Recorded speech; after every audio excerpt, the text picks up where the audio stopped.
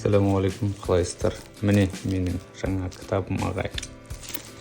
Жаңа кітап алу деген бұл бір той да, негізі той.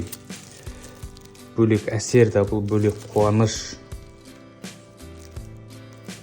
Біраз уақыттан бері алған жаңа кітабым.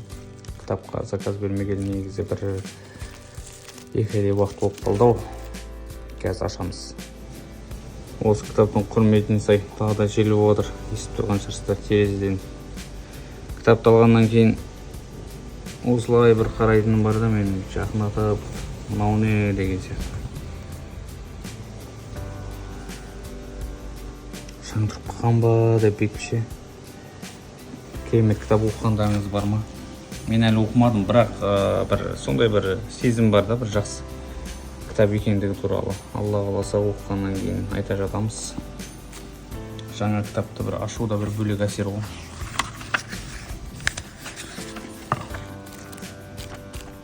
Және тағы бірден айтайын сіздерге.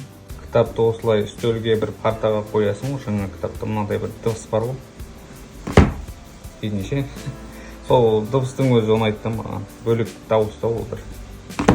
Так етіп.